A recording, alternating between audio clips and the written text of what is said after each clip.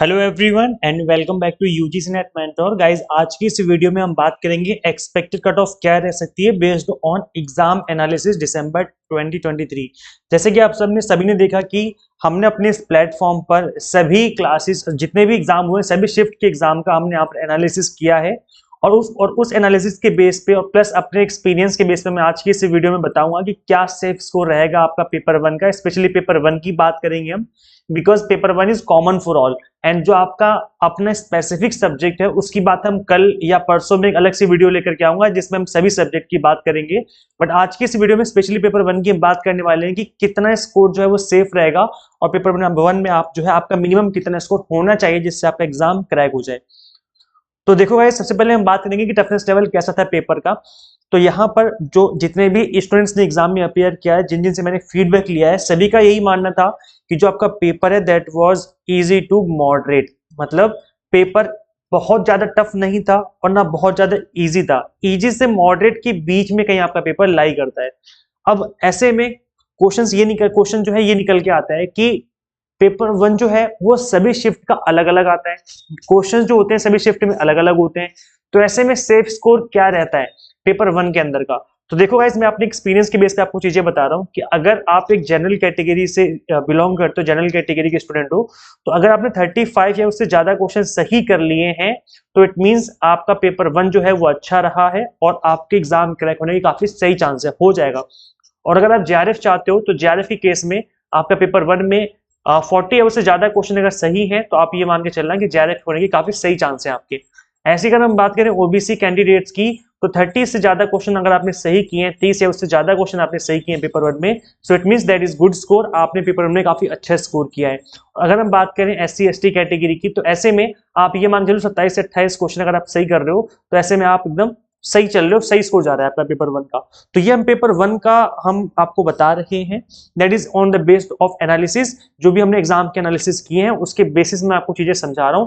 और इसके बाद जो आपका पेपर टू होगा उसमें भी बहुत ही हाईली डिपेंड होता है कि आपने कितना स्कोर किया है और उसकी कट ऑफ कितनी रह सकती है। तो जो भी पेपर टू है आपका, देखो अभी तो एग्जाम खत्म नहीं हुआ, 14 दिसंबर को इसमें वीडियो को क्रिएट कर रहा हूँ, 14 दिसंबर की इवनिंग है अभी।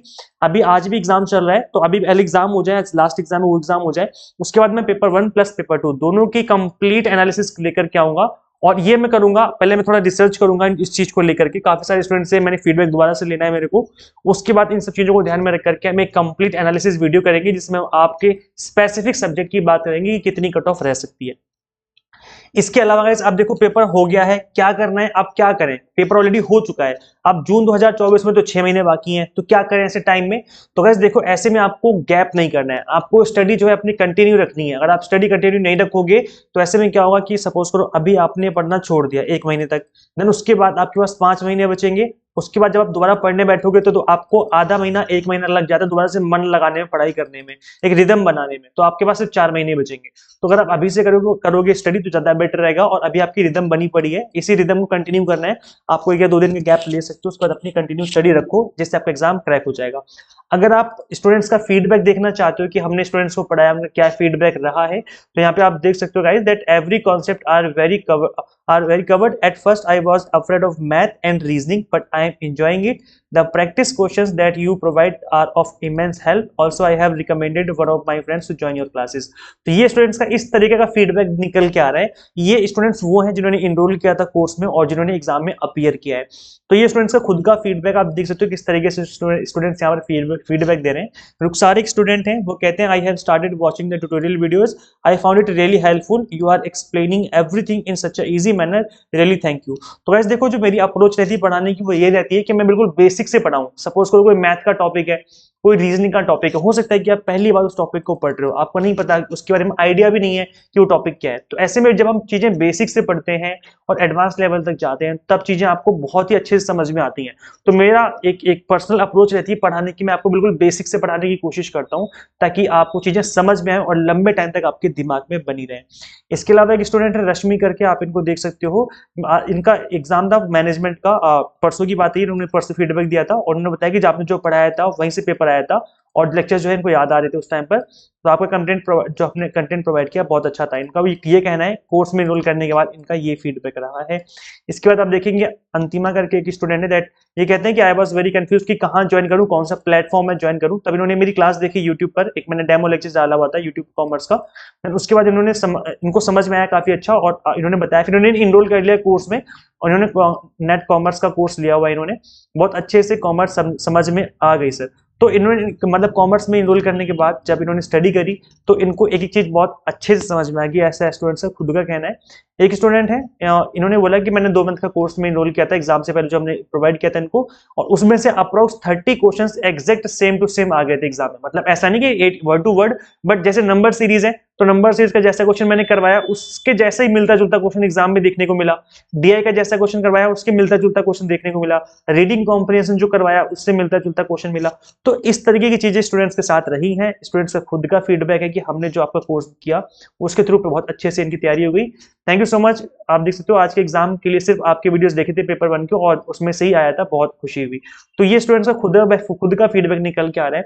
तो गाइस देखो, यहाँ पर जो अप्रोच है पढ़ाने की वही है, वो यही है कि हम आपको बिल्कुल बेसिक से पढ़ाएं और एग्जाम टारगेटेड पढ़ाएं। आप स्टडी कहीं से भी कर लो, बहुत सारे प्लेटफॉर्म अवेलेबल है इस टाइम पर ऑनलाइन, इसके अलावा बुक्स अवेलेबल हैं, लेकिन सभी में और हमारे में बस यही डिफरेंस है कि हम आपको एग्जाम टारगेटेड स्टडी करवाते हैं। अगर हम आपको 10 लेक्चर्स दे रहे हैं तो एक एक लेक्चर, एक एक सिंगल मिनट उसका इस तरीके से होगा जिस तरीके से एनटीए क्वेश्चन पूछता है एग्जाम में। इट मींस आपका एक सिंगल मिनट वेस्ट नहीं होगा, ए टू जेड चीजें, ए टू जेड, और एक एक मिनट आपको कंप्लीटली एग्जाम टारगेटेड स्टडी ही देखने को मिलेगी, एक सिंगल मिनट वेस्ट नहीं होगा। तो इस तरीके से हम आपको यहाँ पे स्टडी करवा रहे हैं वो paper 1 commerce management and political science. ये जो प्लेटफॉर्म है आपको यहाँ पर ये सभी चीजें अवेलेबल हो जाएंगी। तो एग्जाम को फर्स्ट अटेम्प्ट में क्रैक करने का एक ही तरीका है कि अच्छे स्कोर करने में बस आपको एग्जाम टारगेटेड स्टडी करने पर फोकस करना है। और exam targeted in the sense कि जिस तरीके से एनटीए क्वेश्चन पूछता है उस तरीके से ही चीजों को प्रिपेयर किया जाए। अगर आप उस तरीके से चीजें प्रिपेयर नहीं कर रहे हो तो इट मींस आप कहीं ना कहीं चीजें लैग कर रहे हो, और फिर जो है आप बाद में पछताते हो कि सिर्फ हमने पता नहीं कहां से स्टडी कर ली, कैसे स्टडी कर ली, चीजें समझ में नहीं आ रही है, तो बहुत दिक्कत होती है। तो यहाँ पर जो कंप्लीट कंटेंट मिलेगा, कंप्लीट लेक्चर्स जो मिलेंगे, इंग्लिश मीडियम हिंदी मीडियम दोनों में मिलेंगे, एनटीए क्वेश्चन आंसरिंग पैटर्न जो चीजें देखने को मिलेंगी, 100 मॉक टेस्ट होंगे सभी कोर्सेज में जिसके थ्रू आप प्रैक्टिस कर पाएंगे, पीडीएफ नोट्स होंगे जिनको डाउनलोड करके आप मल्टीपल टाइम रिवीजन भी कर सकते हैं। तो किस तरीके से ज्वाइन करना है आपको, सिंपली www.ugcnetmentor.com इस वेबसाइट पे विजिट कर सकते हो। अदरवाइज ऐप इंस्टॉल कर सकते हो, एंड्रॉइड ऐप और iOS ऐप दोनों अवेलेबल है। उन दोनों के लिंक आपको इसी वीडियो के description box and comment box में मिल जाएंगे, मैं कमेंट बॉक्स में भी पिन कर दूंगा। सो मेक श्योर आप इन चीजों को, इस प्लेटफॉर्म को का एडवांटेज लें और अपनी जो तैयारी वो स्टार्ट करें। आपका खुद का क्या फीडबैक रहा है, आपने मेरे लेक्चर्स देखे होंगे, मैंने करंट अफेयर्स भी करवाए थे, मैंने इंपॉर्टेंट टॉपिक सीरीज भी आपको अवेलेबल करवाई थी। आप लोग कमेंट करके बता सकते हो कि क्या फीडबैक है आपका, आपको मेरा पढ़ा हुआ कैसा लगता है, चीजें आपको समझ में आती नहीं आती, तो आप भी प्लीज कमेंट करके जरूर बताएं। तो गाइस इस वीडियो में इतना ही, मिलते हैं गाइस फिर नेक्स्ट वीडियो में। Till then keep watching UGC NET mentor. Thank you so much.